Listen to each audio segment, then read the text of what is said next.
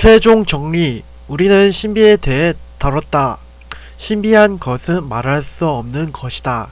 여기서 말할 수 없다는 것은 사람들 간의 공통된 체험이 불가능한 까닭에 학문적 탐구의 대상이 되지 않는 것을 뜻한다.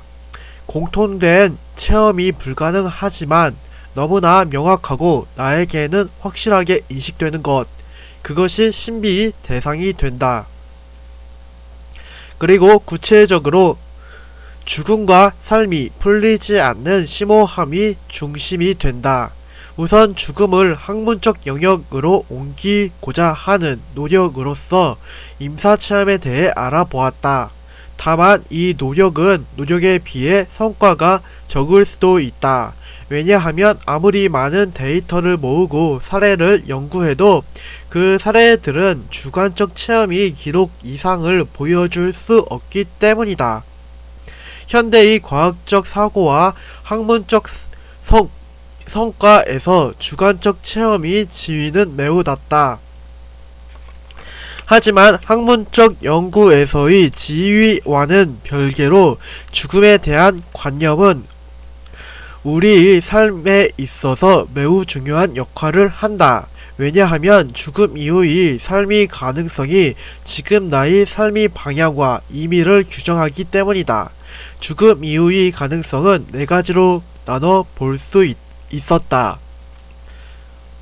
완전한 끝이라는 과학적 사고, 영원한 삶이 계속되리라는 절대적 유일신교의 사고, 삶이 순환의 고리를 이룬다는 상대적 다신교의 사고, 그리고 마지막으로 영원 회귀에 대한 니체의 견해가 그것이었다. 이러한 죽음의 가능성들은 반대로 삶의 모습을 규정하는 토대가 되었다. 죽음이 신비에 이어 다음으로 삶의 신비에 대해 생각해 보았다.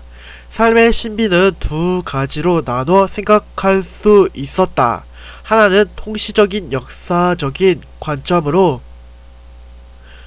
인생의 의미에 대한 것이고, 다른 하나는 공시적인 측면에서 의식에 대한 것이었다.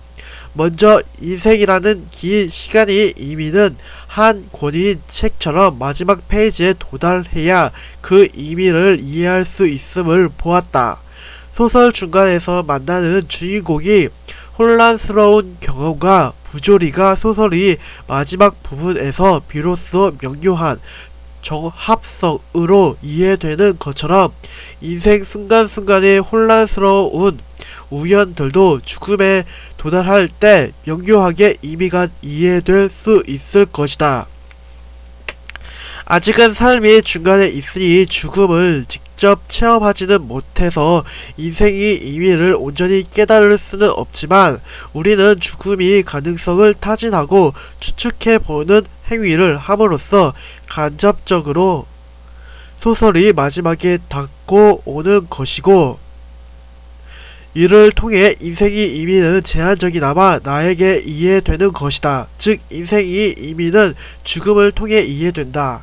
인생의 의미가 삶의 신비를 이해하는 통시적 관점이라면, 이식은 공시적 측면에서 이해한 삶의 신비였다. 이식은 나의 내적 세계를 의미한다. 우리 눈앞에 펼쳐진 세계는 실제 세계와는 차이가 있다. 세계 그 자체로서의 물 자체의 세계는 우리가 직접 파악할 수 있는 대상이 아니다.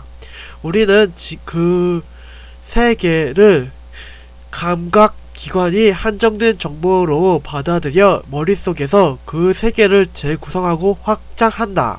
우리는 내적 세계에서만 거주하며 이 현상 세계는 나의 독자적인 세계로서의 타인과 공유될 수 없다. 오래된 지혜가 말해주듯 눈앞의 현상 세계가 실제 세계가 아닌 하나의 허상임을 이해하게 될 때 우리는 깨달음으로 향하는 인생의 순례길을 시작할 수 있을 것이다. 에필로그. 이번 지적 대화를 위한 넓고 얕은 지식으로의 여행은 현실 너머에 대한 내용이었다. 인간이 정신과 관련된 이 영역은 진리에 대한 입장인 절대주의, 상대주의, 회의주의를 기준으로 구분되었다. 화해하기 어려운 두 종류의 사람이 있다.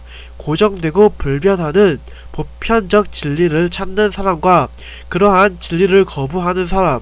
이 두 종류의 사람들은 철학, 과학, 예술, 종교의 영역을 넘나들며 토론하고 논쟁한다. 우선 절대적 진리를 추구하는 사람들은 철학에서 절대주의, 과학에서 고전 물리학, 예술에서 고전주의, 종교에서 유일신교를 지지한다.